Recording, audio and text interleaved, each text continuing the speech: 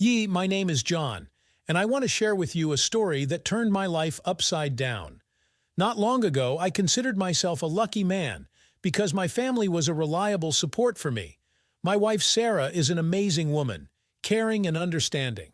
We have lived together for 10 years, raising two wonderful children. Sarah has always been my support, my best friend. My mother-in-law Dorothy is also the envy of many, an elegant woman with impeccable taste. Unlike stereotypical aunts, our relationship was warm and friendly. Dorothy owned a small atelier that was famous throughout the city for its exclusive outfits. Her skill and talent for creating masterpieces attracted customers from all over the area. One day, having decided to update my wardrobe, I remembered Dorothy's atelier. I urgently needed a new business suit for important negotiations, and who better than my talented mother-in-law could embody my wishes in a perfect look? Without hesitation, I dialed the familiar number. "Dorothy, hello, how are you doing?" I started cheerfully. "John, I'm glad to hear from you. I'm doing great, thank you. How can I help you?" Her voice had warm notes. "You know, I need a new suit for work. You're a real pro at this. Maybe you could take it on, I asked hopefully. "I'd be happy to, John. For you, only the best. Come to the atelier tomorrow. We'll discuss the style and take measurements." I was happy that my mother-in-law agreed to take on my order. In my mind, I already imagined myself in an impeccably fitting suit that would emphasize my status. Sarah was delighted with my idea to refresh my work wardrobe. Everything was going great, and nothing foreshadowed trouble. If only I could have predicted what this seemingly innocent decision to order a suit from my mother-in-law would lead to. The next day, I headed to Dorothy's atelier with anticipation. Crossing the threshold, I immediately plunged into a special atmosphere. Subdued light, a light scent of perfume, sketches and fabrics hanging everywhere. It felt like I had entered the holy of holies of fashion. Dorothy greeted me with a radiant smile. She was dressed to the nines. An elegant dress accentuated her slender figure, her hair was styled into a perfect hairdo, and her makeup was flawless. My mother-in-law exuded confidence and charm. "John, come in! I'm glad to see you." Dorothy embraced me, and I involuntarily felt the subtle scent of her perfume. We settled into comfortable chairs and began discussing the details of the future suit. Dorothy listened attentively to all my wishes, making notes in a notebook. Her enthusiasm for work was admirable. When it came to choosing the fabric, my mother-in-law demonstrated samples with delight, describing the merits of each material. I completely trusted her experience and instinct. Then came the turn of taking measurements. Dorothy took out a tape measure and got down to business. As she carefully measured the sleeve length, chest, and waist circumference, I suddenly felt a strange excitement. My mother-in-law's touches seemed to become more sensual, her glances more seductive. I tried to drive away unwanted thoughts, attributing everything to the play of imagination. After all, this is my wife's mother. I must be just tired and imagining things that aren't there. Having finished with the measurements, Dorothy scheduled the date of the next fitting and saw me to the door. As a farewell, she smiled in a special way and gently touched my shoulder. Or did I imagine it again? On the way home, I scolded myself for stupid fantasies. I need to focus on work and the upcoming wardrobe update, not look for hidden motives in ordinary things. But in the depths of my soul, a vague anxiety had already arisen, like a premonition of coming changes. A week later, I crossed the threshold of the atelier with excitement. Dorothy greeted me kindly, but something elusive flashed in her eyes. She looked stunning in a seductive dress that highlighted all the advantages of her figure. "John, come in quickly. The suit is almost ready. It only needs to be adjusted to the figure," she purred, drawing me into the fitting room. Finding myself behind a thick curtain, I began to change into an almost finished suit. It felt like Dorothy was watching me intently, which made my ears blush treacherously.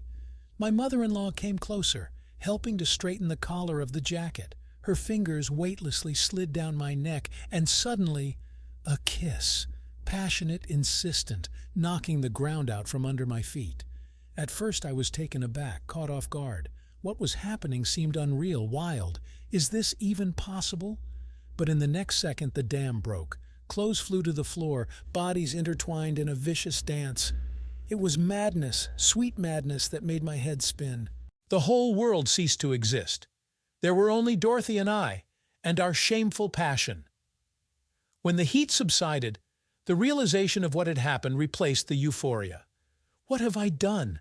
How will I look Sarah in the eyes now? Dorothy silently fixed her makeup in front of the mirror, as if nothing special had happened. Let's consider this a small addition to the suit, she smirked, catching my confused look. Our little secret.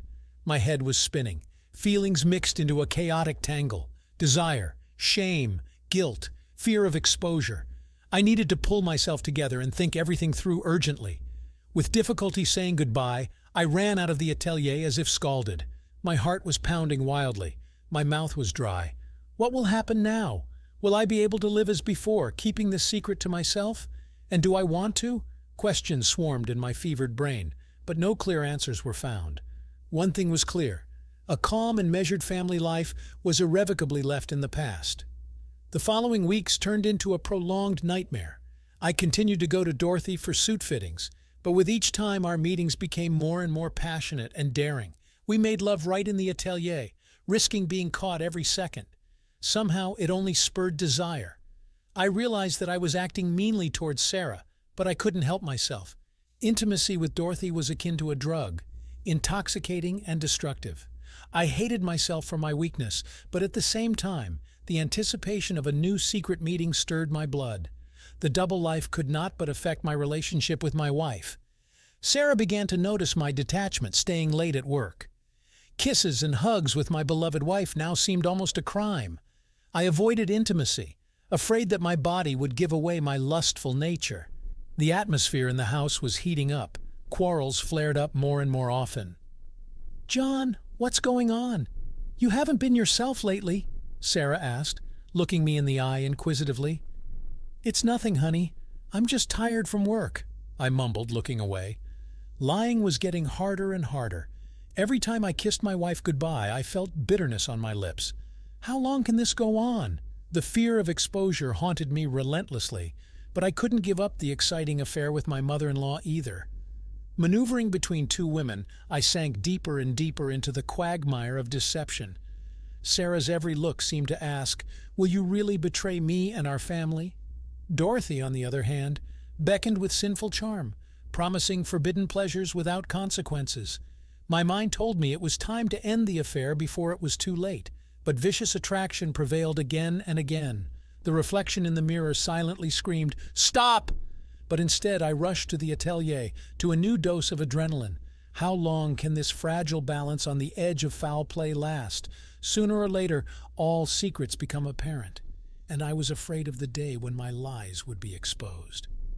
Thunder struck at the most inopportune moment.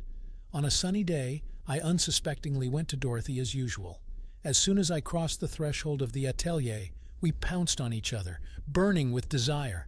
Greedy kisses, feverish touches, whispers, witnesses of shameful passion. Absorbed in intimacy, we didn't immediately hear the sound of the door opening. And when we noticed Sarah frozen on the threshold, it was too late. My wife's face was distorted with pain and bewilderment. In her eyes, a silent question froze. "How could you? Sarah, it's not what you think." I started, getting confused in my words. "Oh, really? And what should I think? Having caught my husband in the arms of my own mother?" Sarah's voice trembled with anger. I wanted to sink through the ground with shame. How to explain my wife's unexpected visit to the atelier today of all days? Sarah had always supported me, and I betrayed her with the one she trusted the most. Dorothy looked tense but remained silent. Doesn't she feel guilty, or is she pretending that nothing special happened? "I'm sorry, it just got out of control." I realized how pathetic my excuses sounded. Sarah turned sharply and ran out. Her tears seemed to burn 2 holes in my chest. I hurried after her, putting my clothes in order on the go. I need to explain before it's too late, but my wife had already disappeared without a trace. Phone calls remained unanswered, messages were ignored. I rushed around the city like a cornered beast. Panic gripped my throat. Is our marriage destroyed? And I had a hand in it myself. In the evening, exhausted and angry at the whole world, I returned home. Sarah was sitting on the couch, hugging herself. Something terrible flashed in her eyes when she saw me. "Sarah, I beg you, let's talk," I pleaded, falling to my knees in front of her. "About what, John?"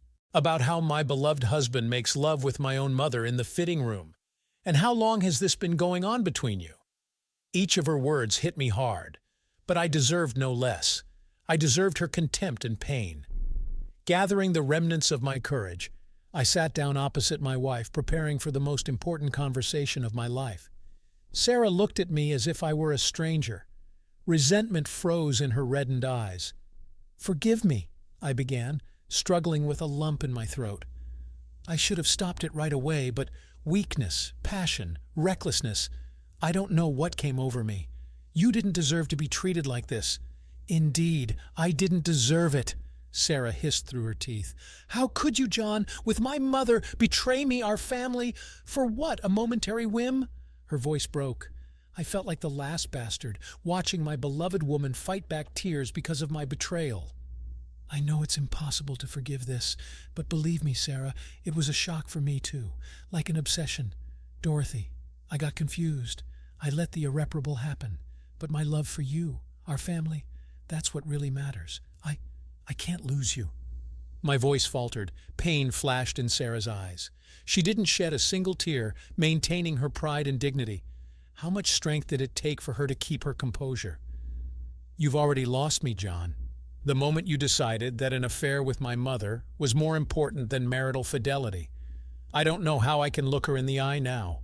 And you. Give me a chance to make it right.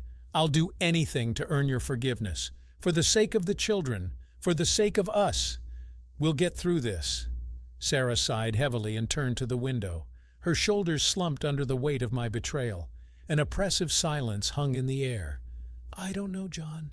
I don't know if we can ever be the same. To live as if nothing happened, to raise children, to pretend to be the perfect family. But we can't destroy everything in one fell swoop either. Give me time to think, to decide. And don't come near my mother, ever. I promise. Thank you. For your wisdom, for your strength. I'll try to live up to your trust." Sarah nodded, hiding her eyes. I wanted to hug her, to support her, but I realized now is not the time. We need to heal the wounds, learn to live with the guilt, atone for my sin. I spent the night on the couch, for the first time in years of marriage. Deservedly. In the morning at breakfast, Sarah and I tried hard to pretend that everything was fine, but the tension hung in the air. The children exchanged puzzled glances but remained silent. At work I couldn't concentrate at all. My thoughts were confused, returning to Dorothy and our affair. Will I have to cross my mother-in-law out of my life? Give up communication? Will I be able to forget our madness, our secret meetings? Shame washed over me in a burning wave from head to toe. Having made up my mind, I dialed Dorothy's number. Long beeps, a click, the answering machine. "Dorothy, this is John. I'm sorry for everything, but we'd better not see each other anymore, ever. What happened was a mistake. I hope you understand. Goodbye." Dropping the receiver, I exhaled loudly. The first step towards atonement has been taken. A long road to forgiveness lies ahead, but I am ready to walk it for the sake of my family. And no more secrets and self-destructive passions. In the evening, returning home, I found Sarah with a suitcase in her hands. My heart sank. Is she leaving? But she just sighed and said, "I believe that you want to make things right, John. I really do. Give us time and never do that again. I hope you've learned your lesson." "Yes, honey. Thank you for the second chance. I swear I'll be better, for the sake of us." Sarah smiled sadly and disappeared into the bedroom. The road to her forgiveness will be long, but it's worth it. From now on, I have one woman, my wife, and I'll do everything to regain her trust. Looking out the window at night, I realized mistakes have to be paid for, and my price is a lifelong atonement. But with the support of my beloved and strength of spirit, I will cope. It's time to start all over again, with a clean slate. Did you like this story? Let us know in the comments what you liked. Subscribe to our storytelling podcast. Also, don't forget to like and ring the bell so you don't miss more interesting stories. See you soon.